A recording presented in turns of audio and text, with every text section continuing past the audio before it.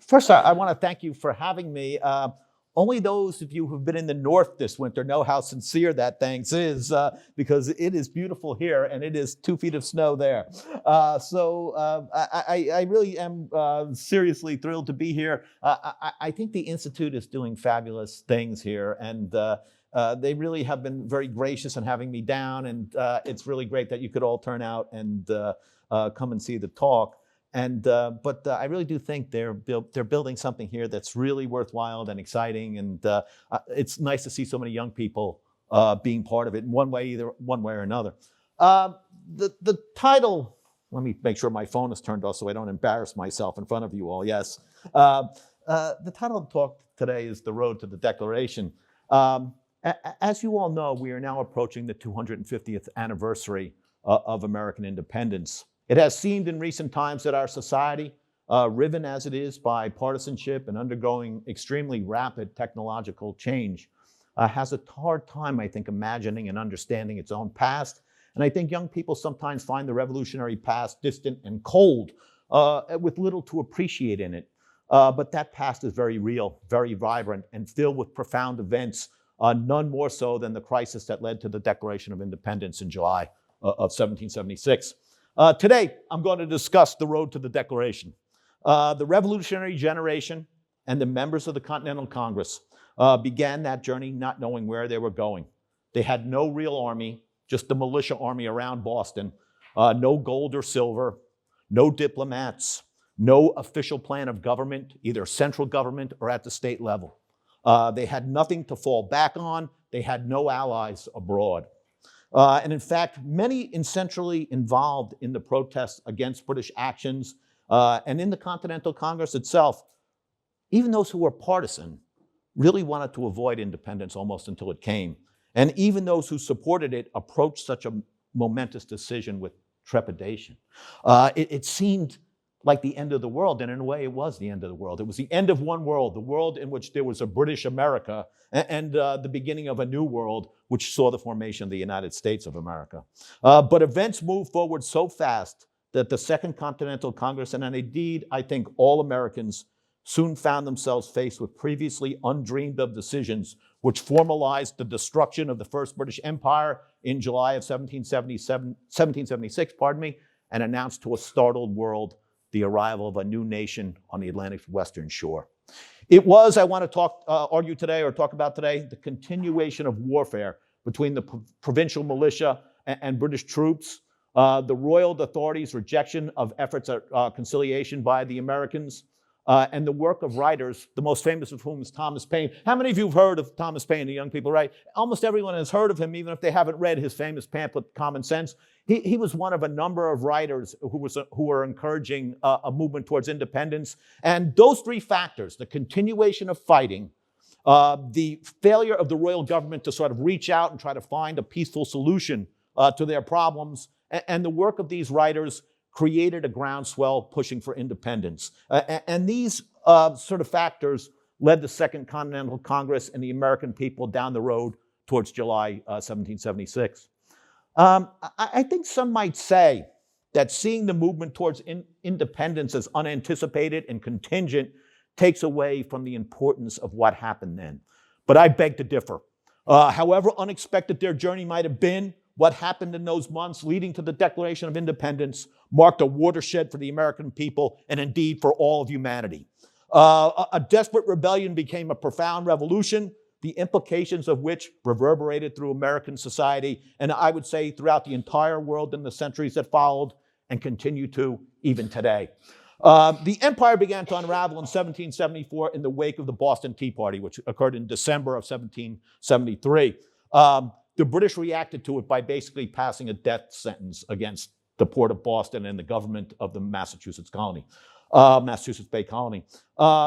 They basically shut the port down. It was a port-centered city, and they revoked the charter of government, in other words, and established effectively a military government over Massachusetts.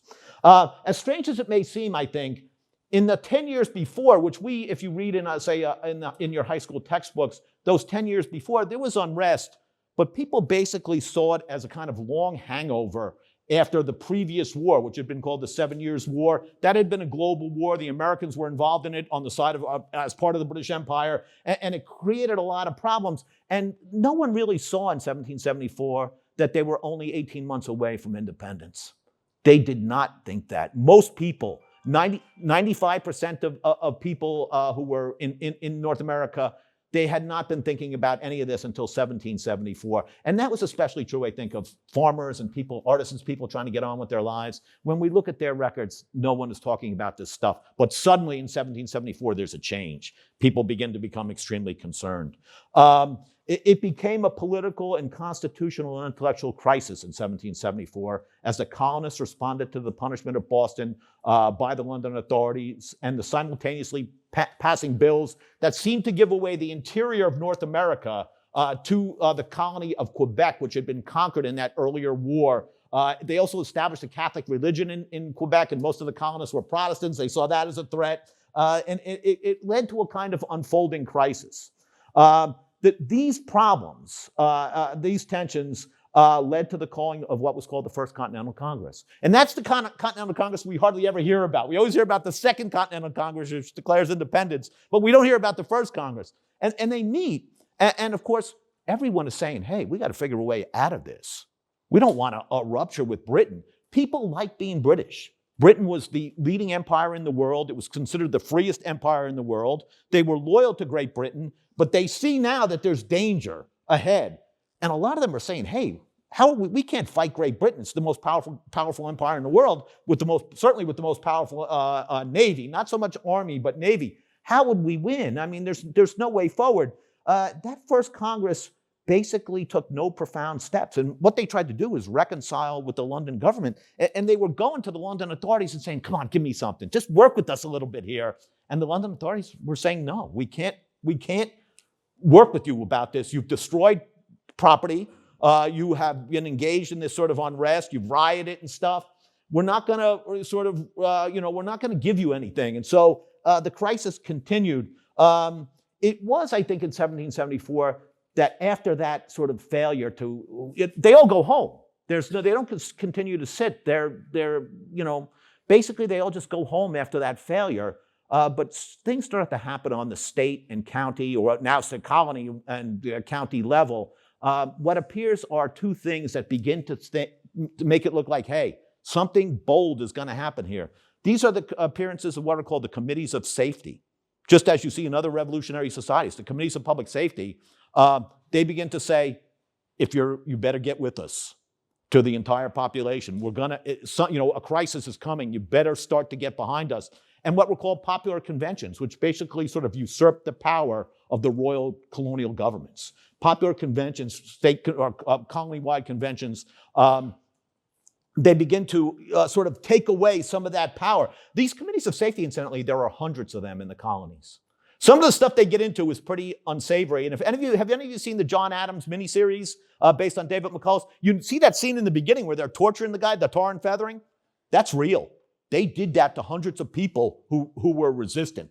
It was a very sort of fraught moment in sort of American political life. But at the same time that was going on, most people were still conceptualizing what they were doing as a defense of their rights as free British subjects.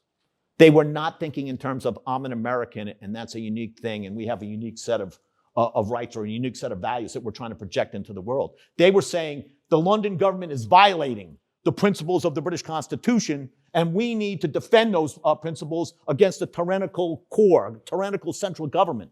They were not saying, gee, this is what it means to be an American or these are American values. They were not there yet. It was still in that regard a rebellion.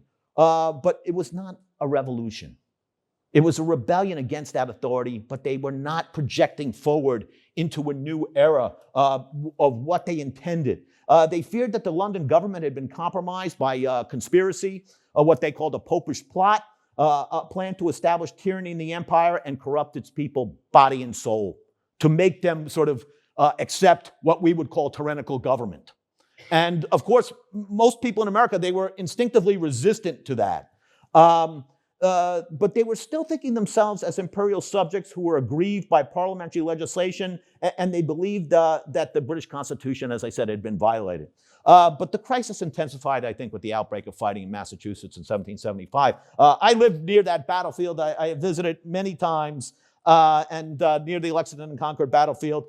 If those of you, any of you, one person came in there from the Boston area, I mean, you know, the Minuteman bike path. That's the trail the British troops marched down to Lexington and Concord. As strange as that sounds now, you can ride it on your bicycle in a couple of hours. That's how close it is. But that crisis and bloodshed began the sort of unraveling, the completion of that unraveling, and it led to the calling of the Second Continental Congress, which is, of course, the Congress that we're associated with, and we associate with American independence. Like the first Congress, it too was not designed when it first met in May of 1775. They did not meet to declare American independence, and they were not trying to work that out initially. Their first move was to say, how can we reconcile this and avoid bloodshed? A lot of them were afraid of the British Army, and for excellent reason. They had fought beside the British in the previous war, the 7 Years' War, and they saw what the British Army could do when it was properly motivated and properly led.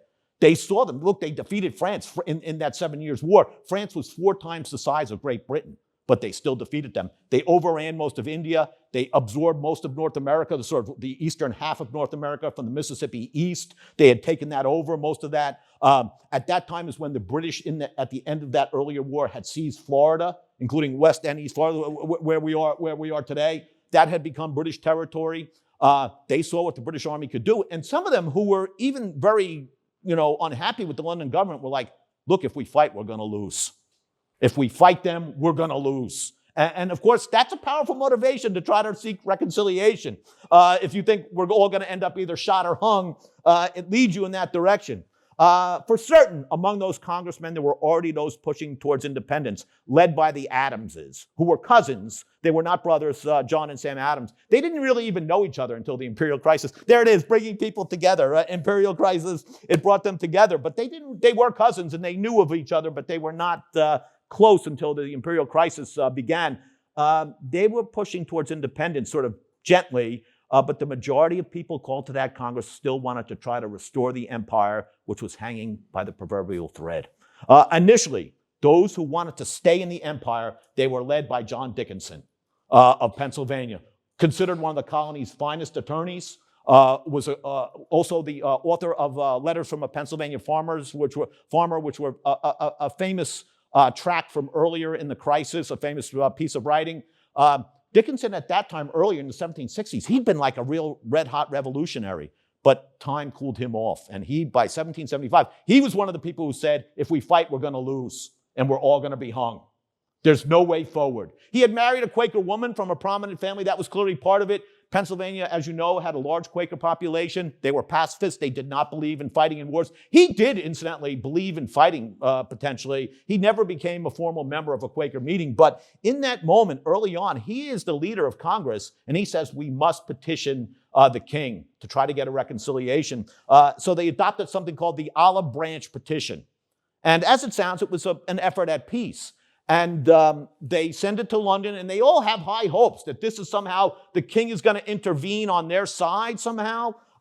In this, he's the primary author of it, Dickinson. He was aided by John Jay of New York, who later becomes one of the authors of the Federalist Papers. Those of you who want to become attorneys, several of you mentioned that. They are central to our understanding of the Constitution. He's one of the 3 authors of that, along with Hamilton and Madison. But they declared, look, we're still loyal to Britain. We're still loyal to the king, even as they continued to insist that they were being assaulted by a tyrannical imperial power as represented by Parliament and the imperial bureaucracy. The petition asked the king to break with his ministers, his government advisors. They said, look, you're being deceived about it. The truth is that we're completely loyal to you. But you're being lied to by these imperial people in the imperial government. They're telling you the colonists are bad and they want to, do bad things, and it's not true. And they actually believe this. The king receives the Olive Branch Petition later in the summer. He completely rejects it, and I quote, and declared in public, an open and avowed rebellion exists in those colonies. And that began the real breakdown, as you might imagine. At that same moment, of course, in that same summer in 1775, there was heavy fighting around Boston. And this leads to the Battle of Bunker Hill. There's over 1,000 British casualties. There are hundreds of casualties on the American side. The town of Charleston, which if you, in Boston, you look across the Back Bay, that's Charleston, the area. It's Cambridge and Charleston. Charleston was burnt to the ground by the British Navy. They fired hot shot into the town. The town was made of wood. It burned to the ground. The Battle of Bunker Hill had been a bloodbath. And then because of those two things, because the king refused to negotiate with them, and because of the continuation of fighting, the power in Congress began to move towards the radical faction headed by John Adams and by the Lee family of Virginia, Richard Henry Lee. The members of the Lee family were prominent in Virginia politics. At that point, as that was all going on in that summer and that shift, which often gets left out of the grand narrative at all, but I think is important to understanding how important the military side of this all was. The colonial leadership began to plan to open a kind of second front in the fighting and invaded Canada. Yeah, they send up two tiny colonial armies to try to capture Montreal and Quebec. This is strange, of course, in the sense that had been the sort of goal of all British Americans for almost 100 years by that point. Capture Canada. We have to have Canada. And so they send these two tiny armies up into Canada. They did capture Montreal, but the whole thing ended in disaster before the walls of Quebec, which was the main city in Canada at that time, on New Year's Eve in 1775.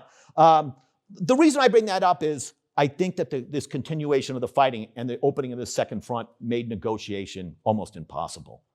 You've got people who are fighting, people who are dying, and the crown is, sees them rightly. They have armies. The colonials are now attacking territory that's not been involved directly in all this unrest.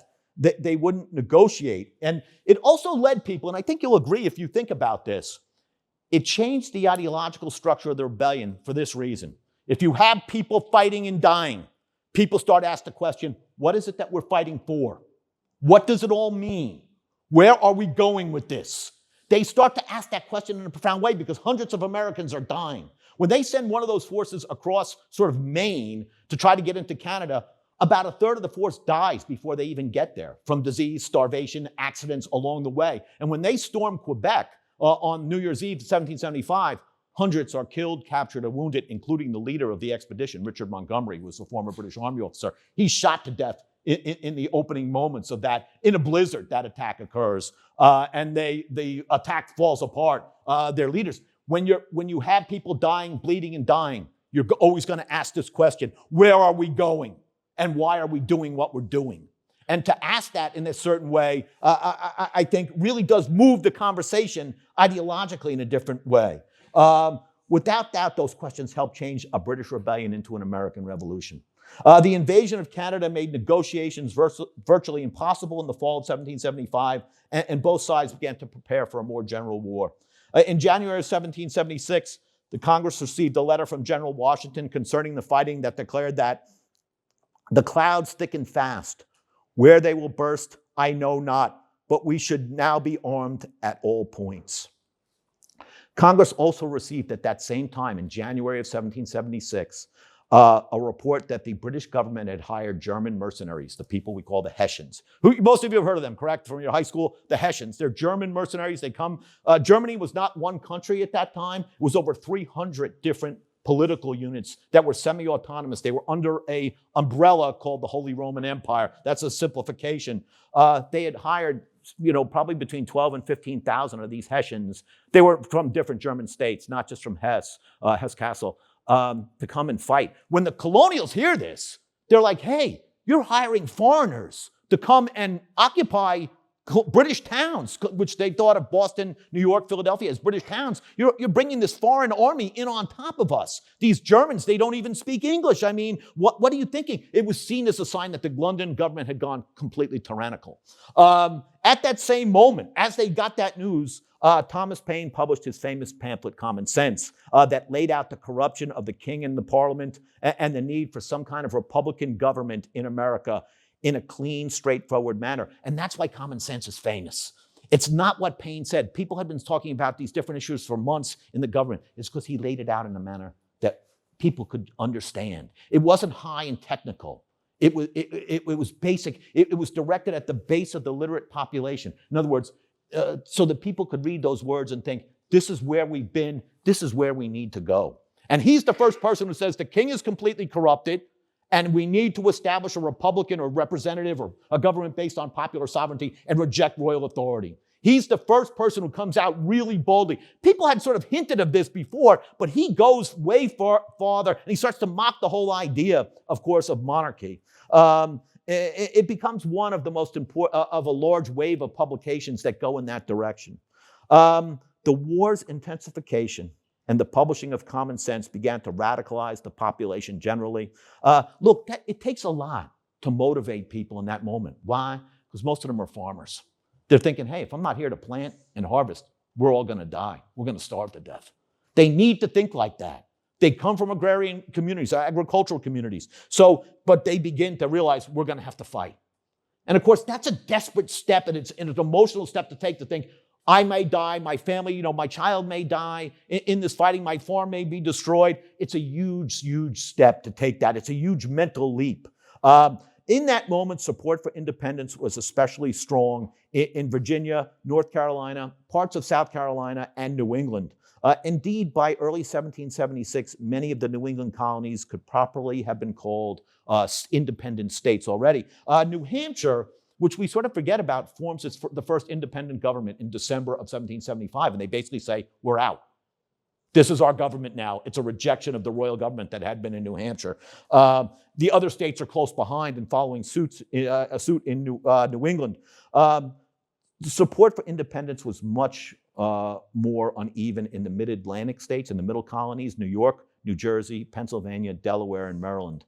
Their legislatures, or their conventions and legislatures, were still instructing their delegates to the Second Congress. They were saying, vote against independence. And that continued right into the war.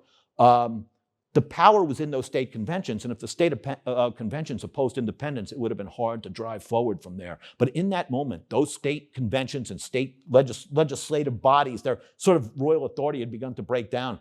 They're still instructing their delegates, do not support a movement towards independence. We don't want that here. And in fact, when the war does break out and the states write their constitutions, two of those states, Maryland and New Jersey, put clauses in their state constitution saying, yeah, well, when all this is over, we're going back into the British Empire, right? We're not leaving permanently. It's a sort of a temporary war, temporary independence.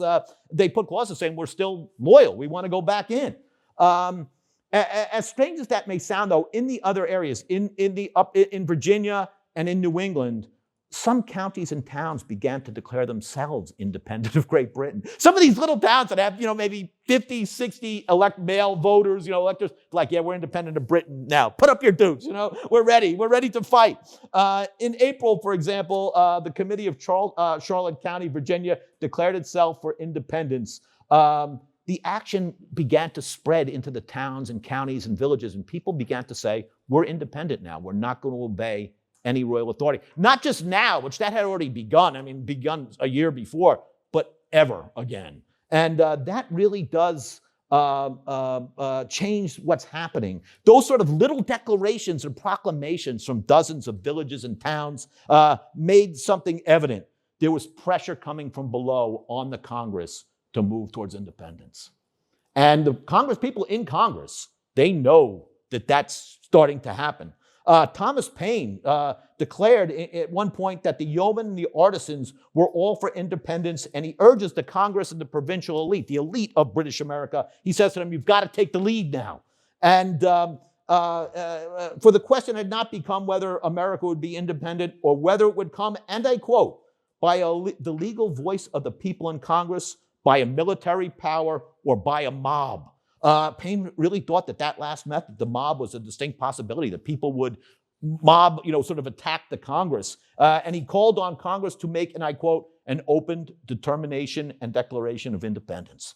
By early spring in 1776, this perception that an kind of groundswell for independence had begun in what were now becoming no longer colonies, but becoming kind of proto-states, became widespread.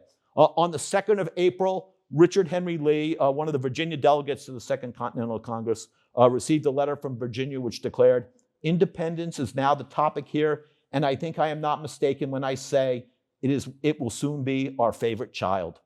In Massachusetts, one writer wrote, New England, the voice of New England is almost universal for independence.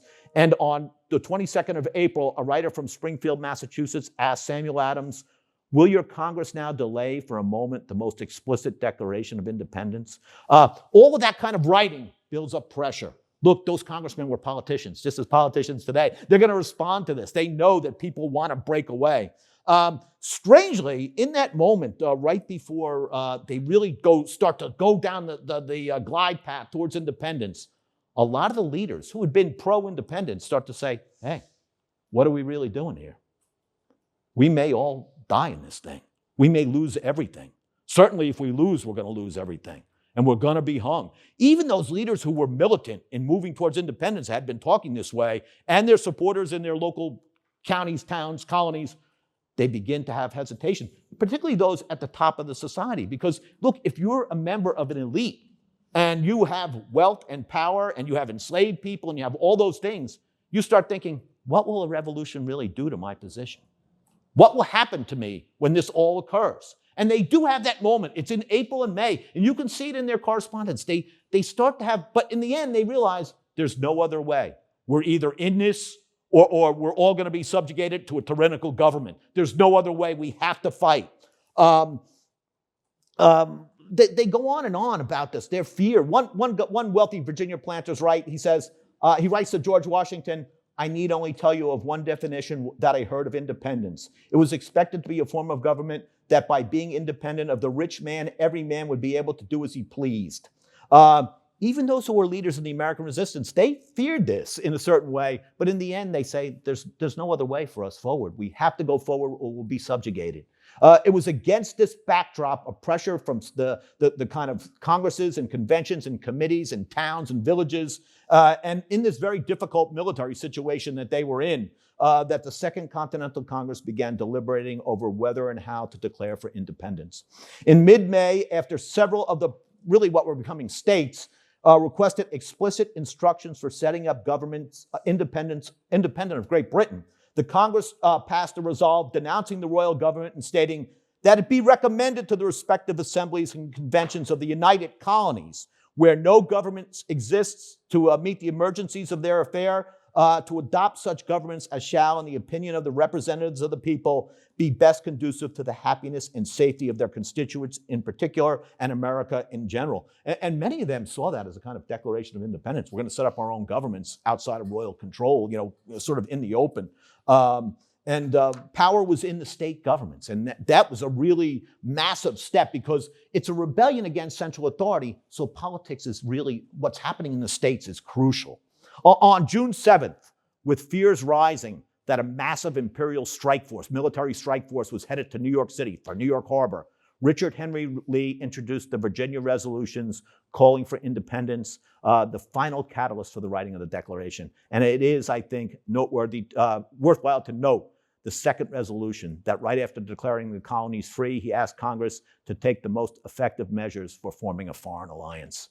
They started to think we're really going to have to fight a war and we need foreign help. The problem was that the two foreign powers most likely to help them, Spain and France, were their traditional enemies who they had warred against repeatedly in the past, including seizing Florida from. Florida was seized from Spain at the end of the previous war, and they realized, hey, we're asking people who may not like us that much for help, but there's reasons to have hope for that because those other powers feared Great Britain, but they do that.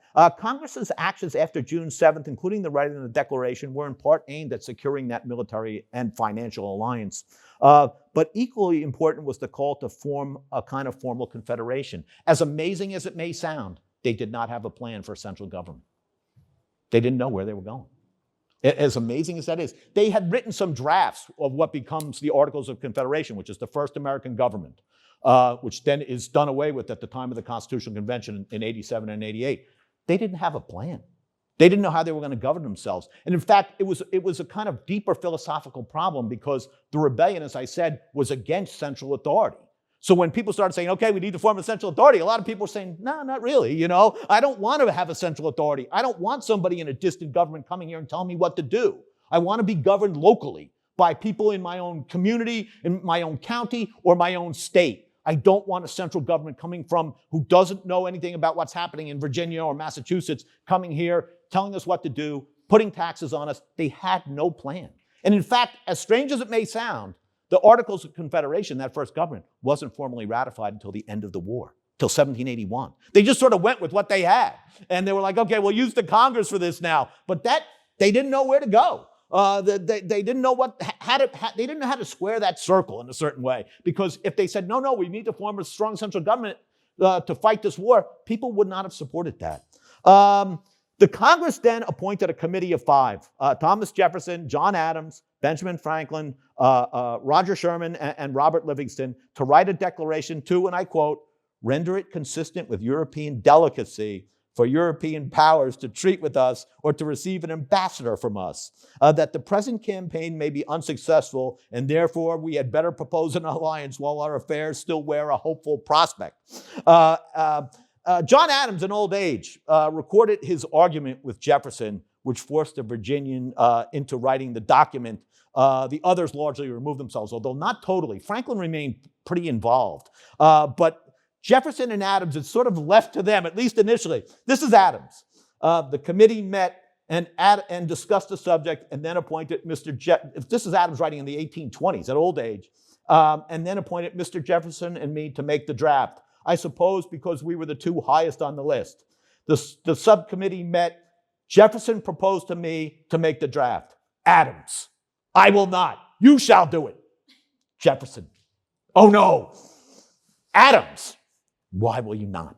Jefferson, you ought to do it. Adams, I will not. They sound like housemaids. Who's going to do the laundry or who's going to do the house? The argument goes on and on. Jefferson, why? Why do I have to do it? Adams, reasons enough. Jefferson, what can be your reasons? Adams, first, you are a Virginian and Virginia ought to appear at the head of this business. Reason second, I am obnoxious, suspected, and unpopular. You were very much otherwise. Reason third, you can write 10 times better than me. Jefferson, well, if you're decided, I'll do the best I can. That's true. I mean, it's sort of unbelievable. Of course, Jefferson, who really thinks of himself as a scientist and inventor, he doesn't go and then start to write the Declaration. He designs a special Declaration writing desk that he'll be comfortable at, and then he takes the sash out of the window of the boarding house he's living in and creates what we would call a swivel chair to sit in so he can sort of roll around a little bit and as he's writing the Declaration. It's absolutely fabulous, And later on, incidentally, which is also recreated, I think, in that McCullough series, Franklin says, boy, that was a good idea. This is a fabulous chair you've invented. Of course, that's far more important than declaring American independence. Jefferson, the committee then met several times, mostly at Franklin's home, which was in Philadelphia, to iron out the details of its drafting. Jefferson did the actual drafts between June 11th and June 28th. I have been fortunate enough to see them. Some of them are stored in the Massachusetts Historical Society in the Jefferson Papers. They were in a special area that's guarded by retinal. You have to have a retinal scan to get in. My friend Peter Drummy, the librarian of the Massachusetts Historical Society, took me up there once. He did several drafts before presenting a revised rough draft to Adams and Franklin, who made changes before forwarding the paper to the full Congress to be debated and altered at the end of June. Congress debated the document for 3 days and made 86 more changes to that document at that time. So it was heavily edited. That process is sort of recounted in a great book by a scholar named Gary Wills, who's now, I think he's still alive, but he would be in his 90s. Perhaps he's passed even. But the book is called Inventing America. And it's about that process of how it got drafted. It's worth looking into.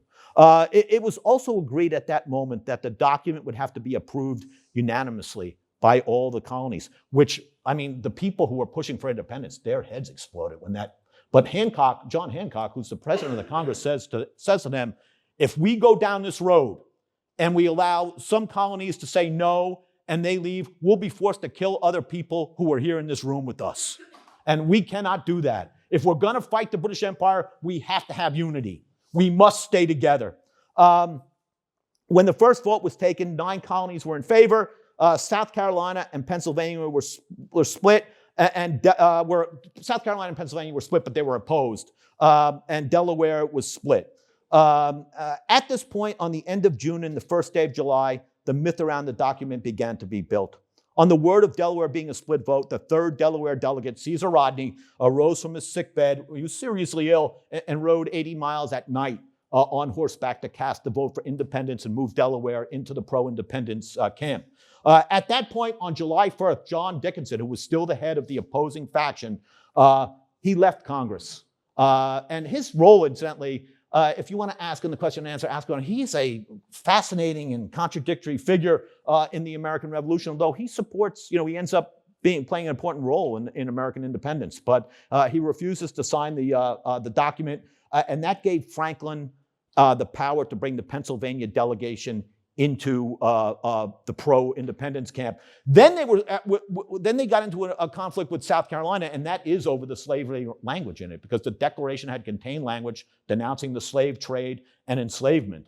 And people have tried to debate over what was happening there. That is a real thing. They did fight over it, and in the end, those who wanted to have that language remain primarily from the people from the northern colonies, they end up giving up because they realize it's going to split the entire convention. And of course, this has momentous implications for us all, but that anti-slavery language was struck. There was a debate over it. It was at this point that some falsehoods began to creep into the legend of the Declaration. Everything was really wrapped up on July 2nd. There was, though, some kind of ceremony July 4th, and July 4th was recognized as the official completion of the document. But approximately 1/4 of the people who signed weren't there. They started to make people who came to Congress sign because they thought, well, if you sign this thing and it all goes wrong, we're all going to get hung. So if you sign it, it will keep out traitors and spies. People began to joke about being hung if the revolution failed. Benjamin Harrison of Virginia, who was a very heavy-set man, he weighed over 300 pounds. He was standing in line waiting to sign next to Elbridge Gerry of Massachusetts, who only weighed 130 pounds. He was a skinny guy, and he turns to him and he says, when the hanging scene comes to be exhibited, my friend, I shall have it all the advantage over you. With me, it'll all be over in a minute. You'll be dancing on air, you're so skinny, for an hour after I'm gone. Of course, the document Jefferson created was a masterpiece of compression and conciseness in the use of language. And it fundamentally finished that alteration of what was happening from a British rebellion to an American Revolution. The document was an example, I think, of what historians call classical liberalism. In other words, what we would call libertarianism today. And Jefferson was, in that moment, in general, optimistic about human nature. He wanted a limited government. He believed that people had the right to pursue their self-interest, what he called their happiness, and that their personal liberty had to be maintained. He was far more optimistic, I think, about human nature than someone like John Adams. And he gave, I think, voice in that moment, Jefferson, to the most optimistic views about human potential for self-government and the sort of peaceful pursuit of your self-interest. He was the most optimistic of the founding fathers in that moment. When Jefferson, demonstrating a thoroughgoing but adaptable knowledge of the work of John Locke, Francis Hutchinson, and other writers and thinkers, I mean, he didn't claim to be original in the way that we would think. When he declared, "We hold these truths to be self-evident, that all men are created equal, that they are endowed by their Creator with certain unalienable rights, that among these are life, liberty, and the pursuit of happiness, and that to secure these rights, governments are instituted among men." He was tapping into the deepest emotional vein of that libertarianism. Jefferson's appeal to universal human rights, I think, was perhaps misguided, given that he was trying to get a foreign alliance. And these foreign kings, who were all tyrants by the standards even of the 18th century, they're like, yeah, I don't know if I like the way that sounds. Individual rights, freedom, rebellion. They're like, no, I don't want to get involved right now.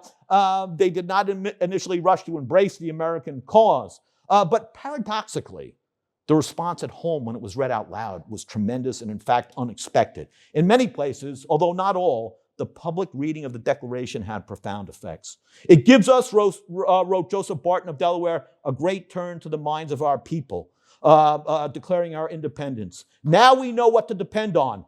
Our hearts and our hands shall move together. William Whipple, another colonist, wrote, the Declaration has had a glorious effect. It has made these colonies alive. It has a profound thing. It's read in public in many places. The most famous, though, public reading of it was in New York City on July 9th. It was far more dramatic and unruly. The American army was occupying the city. At this point, They knew that the British were coming there with a massive army. The largest European army that had ever been engaged in North America was on its way to New York, backed by the largest fleet that had ever sailed in American waters. The Americans were occupying the cities. Washington had them drawn up in ranks in lower Manhattan, down by the Bowling Green. Manhattan at that point was basically, those of you from the New York area or know New York, was basically from City Hall down to the point there, down to the tip of the Battery. He drew them up in ranks in a big sort of square, and he rode into the middle on a white horse, completely stone-faced. The men were frightened. Even as they begin to read the Declaration, the leading elements of this British amphibious strike force, 300 ships, 34,000 professional soldiers, begin to enter New York Harbor behind them as they're reading the thing. People were looking out there saying, it looks like a forest out there. There's so many ships. They have maybe 8,000 troops. The British have 35,000, including the Royal Marines and some of the troops that are sort of stationed on ships. But in the aftermath of that particular reading in New York City, of course, because of the emotion of the moment, the soldiers and the people of the town went berserk and attacked the statue of George III, which was in the lower part of Manhattan on the Bowling Green. It was a lead statue. They seized it with ropes and pulled it down.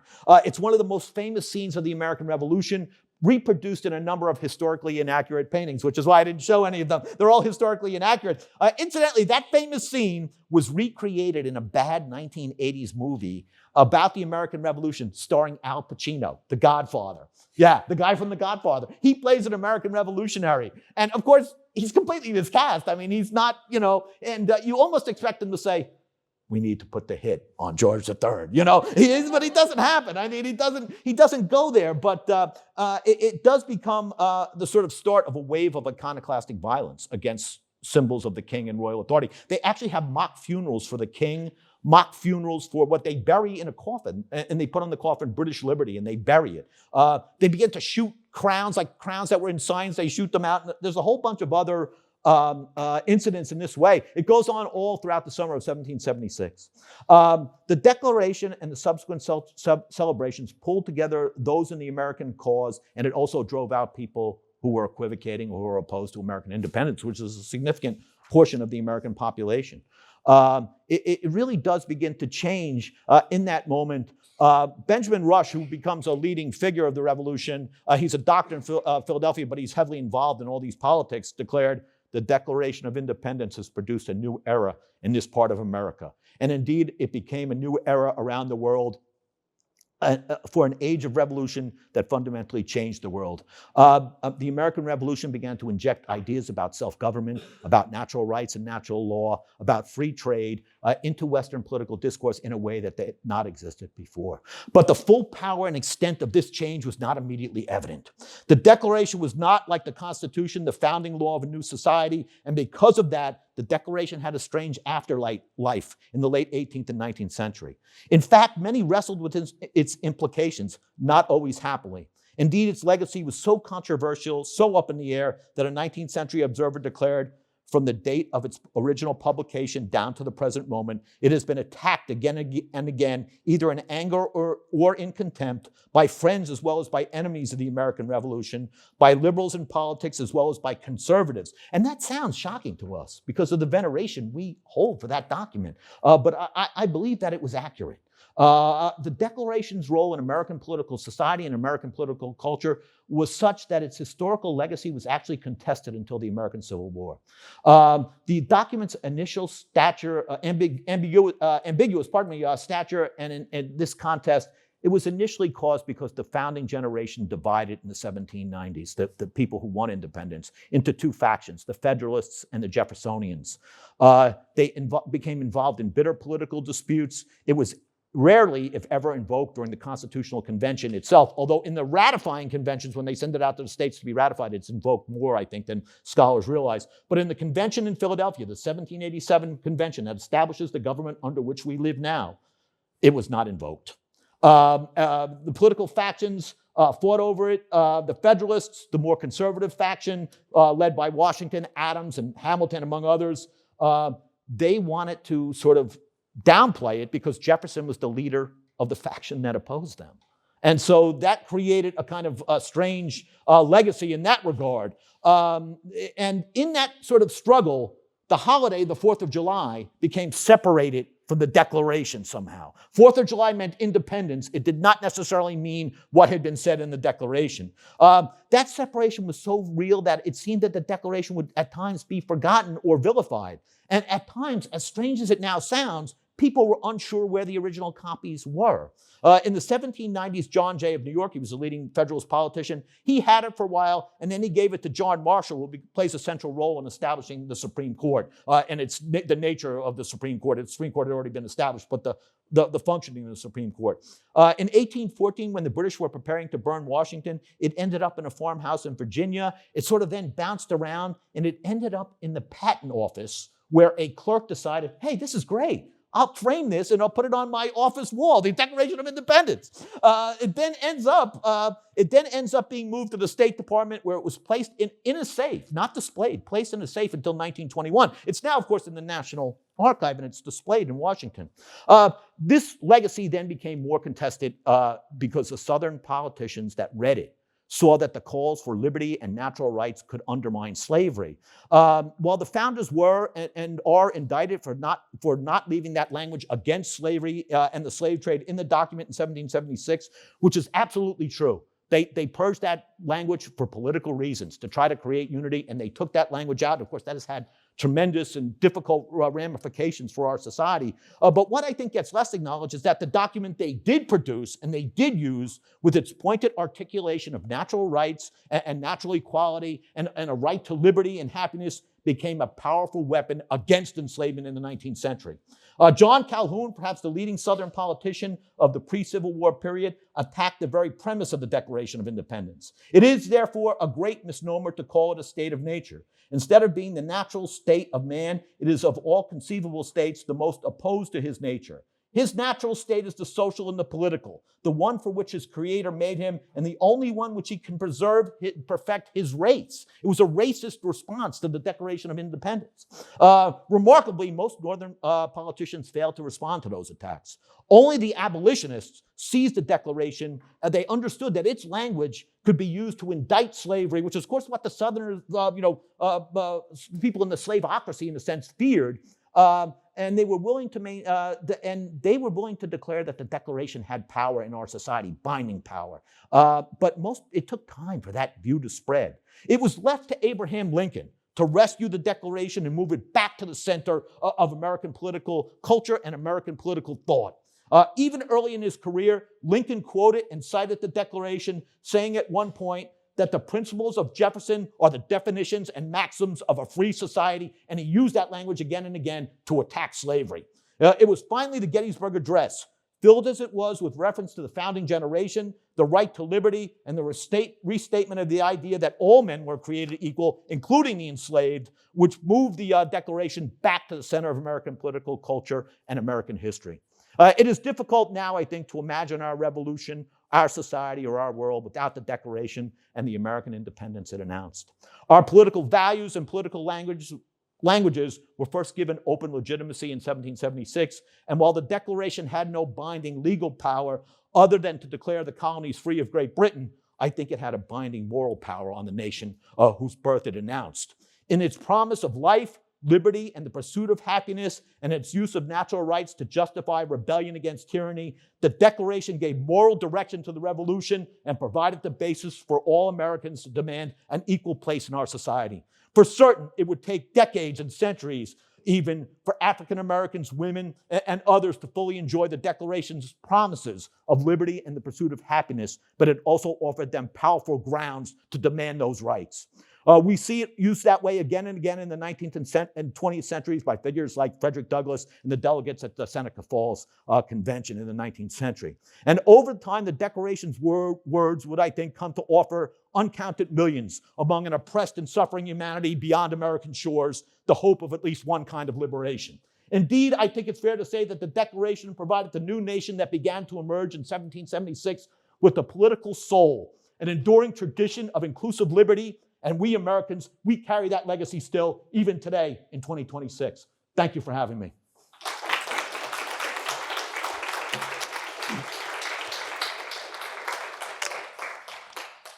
Questions? Yeah. This is Shai Sherman again. Yeah. I wanted to ask, and this is a lot of people at the time were loyalists, even in the beginning of the revolution. And so my question was, did like a lot of the founding fathers that you discussed, did they have like their own like economic self-interest for independence that was not? They were almost all threatened by it economically. They were almost all. People have claimed that a lot of the people who write the Constitution in 1787 were economically self-interested. And in a sense, I don't believe that, but they were trying to stabilize the idea of contract. In 1776, they all had a lot to lose. Almost all of them. They were all risking almost everything they had. You know, their life, their liberty, their property. They were risking it all, and they were risking, as I joked in there about Harrison and Gary, they were risking being killed. So there was no, they were all going to lose. Many of them had prospered in the British Empire. Some of them had problems. Some of the Virginia planters had problems. They were in debt, and this had to do with the nature of the tobacco market. But I think that those claims are specious. I don't think there's anything. None of them look to profit by independence. It wasn't there. As I said, people made these arguments about him. It comes from Charles Beard. He was a progressive historian in the early part of the 20th century. He made arguments about the founders along this vein, and they've been picked up by different people throughout the 20th century. Yeah, go ahead. My name is Aaron Goodstat. Thank you for being here today.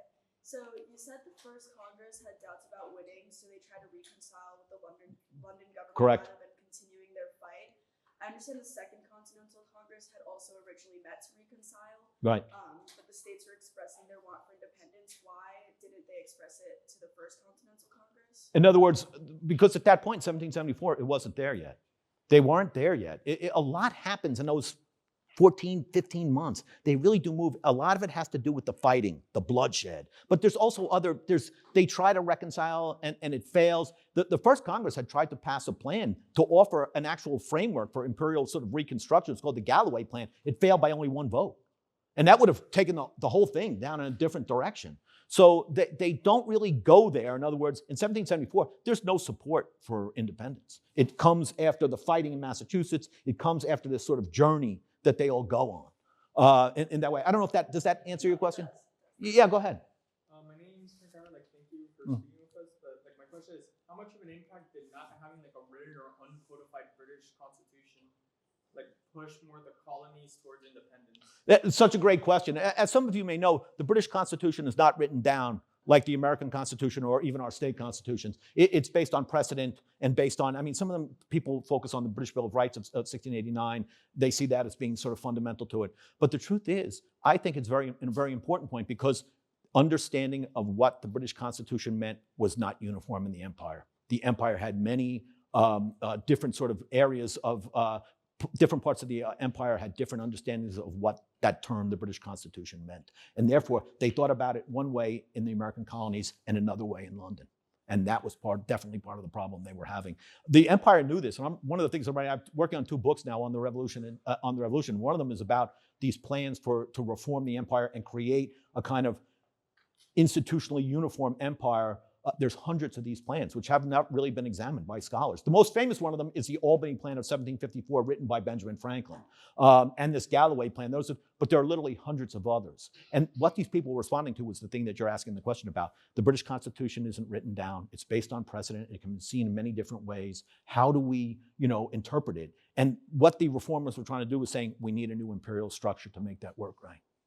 Institutional structure, new sort of constitution written down for the British Empire. So I think it's a very important thing. The colonists saw the British Constitution one way. It was understood another way in London.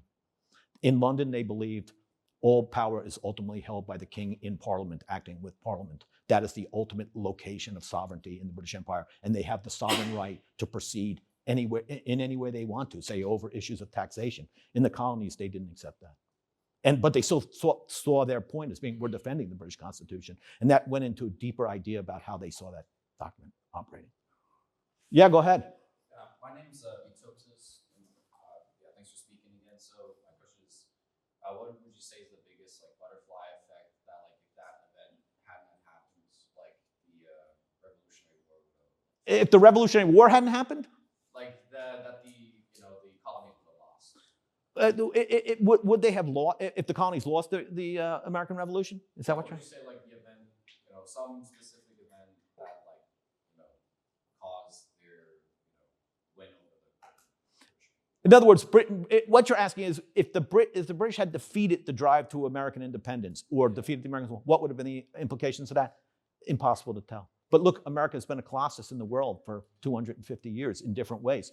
In some ways ideologically, in some ways in terms economically, militarily. Certainly the history of the 19th and certainly the history of the 20th century would have been very different. Very different. How can there may have not even been a World War I or World War II. If America's population had continued to grow, who would have been fool enough to attack Great Britain, which would have had a population, twice the size or 3 times the size of the other powers, had this huge navy. But that's kind of thing, it's impossible. Historians are bad at predicting the future. That's one of the things. That's why I think by personality, we all look back. It's easier for us to try to figure out what happened in the past. Terrible one. Yeah, go ahead. Mine. Yeah. So yeah, I like that your book looks forward through the revolution, like saying that they had to kind of figure out their democratic ideals rather than going backwards. So why do you think that there's little existing literature that analyzes it in that way? Say again. I'm not sure I understood you. So like your book looks forward rather than backward. Yeah. Right, the revolution. Why do you think there's little literature that also looks at it that way? Look, I think a lot of times when people examine the revolution, they tend to read back what had happened in the 19th and 20th century. And they read back through it and they want to make the revolution, they look at it. And of course, coming forward, people are not thinking like that. In 1774, no one knows where they're going. They don't know how this is all going to work itself out. And so therefore, their actions that we may see as saying, oh, well, they knew this was going to happen and they did that because of this. That's not what happened. They're trying to feel their way forward. It's very chaotic. And no one knows exactly, they don't have the same, remember, there's no internet, there's no phones, there's no telegraph, there's newspapers, but they're crude and they're published once a week. The information system operates very differently. But they're coming forward. The strange thing about them in 1773, say, or 1774 is they had been extremely proud to be British because Britain was the biggest empire in the world and the most successful empire in the world. It stretched from India to the Mississippi River. Think about that. I mean, it's an enormous empire with tremendous power, tremendous wealth. And it's not an empire without, problems on its own terms or by modern standards. Looking back on it, it has all kinds of contradictions. Of course, we know enslavement, many other things that we would find, horrible that are in the empire. But they were proud to be British. The free part of the society was proud to be British in any event, and they were looking for a path to keep it together. So that's a big part of it, and that really influences the thing I said in the talk here that they don't know where they're going. That's part of the reason why it takes them 50 years to stabilize the revolution. The system of politics we have now with the two-party system, the founders opposed that. They were opposed to all parties. And that system was created in the 1820s by a person named Martin Van Buren, becomes president of the United States, and Andrew Jackson is the figurehead. That system is the system we now accept as normal, but the truth is, they didn't have that system until Van Buren began creating the party structure in New York in the 1810s and the 1820s, and then it spread to the other states. It was not like that. They did not have that vision about where they were going. And in many ways, we're heirs to that democratic revolution of the 1820s and 1830s that is very different. When Adams and Jefferson, and for example, Madison, who lives in 1836, he says, look, we never anticipated any of this happening. And we look back, they don't know anything about us. It's like we come from a foreign country because we're so different from that democratic, raw, energetic generation that appears in the 1820s and begins to really transform American politics and transforms, a lot of what happens on the global stage. Certainly what happens in the North American continent is transformed by their actions. They didn't know any of that was going to happen. And in fact, a lot of what happened, they were aghast at. They were like, holy cow, what's going on? But they went with it in the end. They're like, okay, that's where the people want to go. We're the ones who wanted popular sovereignty. Now we have it. They actually say that to each other. Now we've got it. And we have to live with the implications of that people may not have wanted everything we wanted. And that's the way, we have to go forward politically. But they didn't know that. They didn't know that system was coming. All the founders opposed parties because they thought parties led to disputes, internal convulsion, and civil war. They opposed it. Even though they ended up being in parties in the 1790s, kind of factions, they still opposed it. Questions? Yeah. Hi, thank you so much for coming on, by the way. I was wondering, and this is something that when we were talking about sort of like the systems that set the Revolutionary War kind of in motion, where you had a character who was saying, like, yes, I can give up all my high-class status. I took a comparative government class between Britain and the US last semester. I found it very interesting, and all of my professors really undercut the fact that Britain has a class problem, but America has a race problem. And I think that's especially interesting when we're talking about like voting in the Constitutional Convention. It's on the exception that slavery. The 3/5 clause. 100%. So is there anything that you can kind of say in kind of expanding on that sort of problem between the U.S. and Britain? Look, I think that's a good way, in many ways, to look historically. In Britain, the country had a hard time, although they ultimately did, recreating their political order in a way because the elite didn't want to give up the sort of top, the aristocracy, the merchant elite. They didn't want to give it up. They didn't want to give up their power. In America, the issue of race, of course, has been central to our politics forever, for a long time. And they knew the founding generation was not like Calhoun, that quote I read about Calhoun. He says, they all knew that they were like, look, the values that we're articulating indict the continuation of slavery. And they all knew that. And they were all aware of it. They knew it was wrong. They did not, the strange thing about the founders, which I find at least, it's a strange way to understand them. A lot of them were like, what we're doing is wrong, but they wouldn't change. And that goes to this question the person had asked earlier, what are their economic self-interests? That issue they wouldn't compromise in the South. In the North, remember this, in the Revolution, in the North, the northern states begin to emancipate. There's slavery all the way up to Maine. Maine's part of Massachusetts at that point. They emancipate, but it's slow. In New York and New Jersey, there were still people enslaved in the 1830s and 1840s. So it wasn't quick. In some states it was quick, in others no. And even saying that there was emancipation, it doesn't mean there was equality. There were still many people who had racist attitudes, who were racially. In the South, slavery ends up being retrenched. But in the revolutionary generation, even those who continue to enslave people say it's wrong. But they do it because, the best discussion of this I've ever seen is, if any of you seen the Hamilton musical, right? His best friend, right? John Lawrence, the guy who gets killed. His father writes to him at a certain point. He gets killed in 1782. And he says to his son, it's in the published papers of Henry Lawrence, volume 10. They probably have them in your library. He says to his son at one point, as you know, I have always opposed slavery. I know it's morally wrong. I opposed it, throughout, before there was a revolution. And yet I'm the owner of 30,000 pounds sterling of enslaved people. How can I explain this hypocrisy to myself? He actually says this. And he says, number one, we all feared, in other words, the slaveholders, that if we free our people, we will lose everything. We'll lose our status. We will become common or even poor men. Number two is that we fear that our children, when they see us give away the sort of core of the wealth of our plantations and community, enslaved people, if we give that all away, we will be, indicted by our own children who will reject us because we destroyed their inheritance. And he says, if there's not a deeper hypocrisy, I don't know what is, but I cannot change myself. And your generation needs to embrace this and make this change. But of course, they don't fully. And that it leads to the Civil War, and 800,000 people die to create that, to create a more equitable society, which still, at that point, is still, basically, particularly in the South, remains a Jim Crow society. So the revolutionary generation was very aware of the fact that what they were doing was inconsistent with, in terms of enslavement, was entirely inconsistent. But because they were human, they were flawed, as we all are. And so therefore, the people in the South retained it. Washington was, and the two people who emancipate their slaves among the founding generation who owned slaves are Washington, who fought, incidentally, despite the fact he's indicted for that, there's different issues. Number one, he did not own most of the slaves on the plantations that were on his family land. They were owned by his wife. He had married his wife for the money, and they were entailed to the Custis family. He could not liberate them.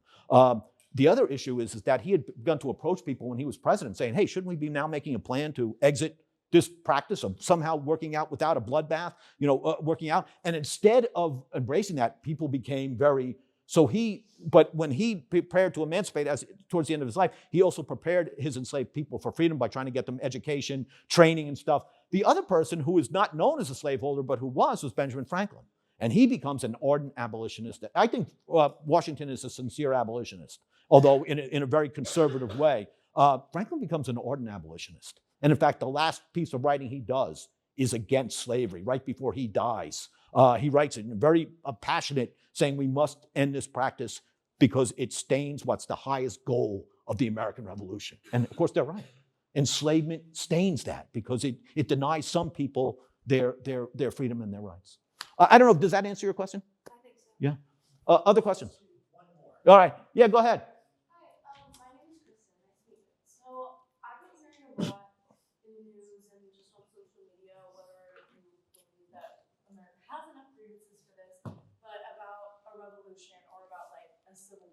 here in the United States. Yes, like going on with what's going on in politics right now and with ICE and stuff. So I kind of want to pick your brain about what do you think, what is the difficulty of organizing today, or like what did America have 250 years ago?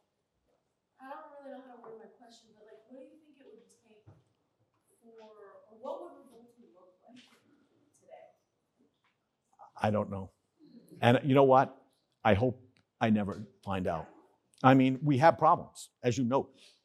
And the best thing to do is to listen to other people who may have very different views from you and engage in them in discourse, engage with them about the issues the kind of that the Institute engage, about civics, about government, about all the things that the center here focuses on. Engage in those people and realize not everyone's going to agree with me.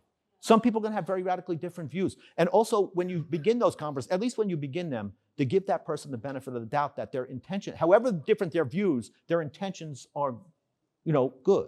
And that's a way of listening to a person that sort of sometimes it seems now has gotten away from us because the social media and the internet amplifies and twists and distorts. But look, I hope I never find out.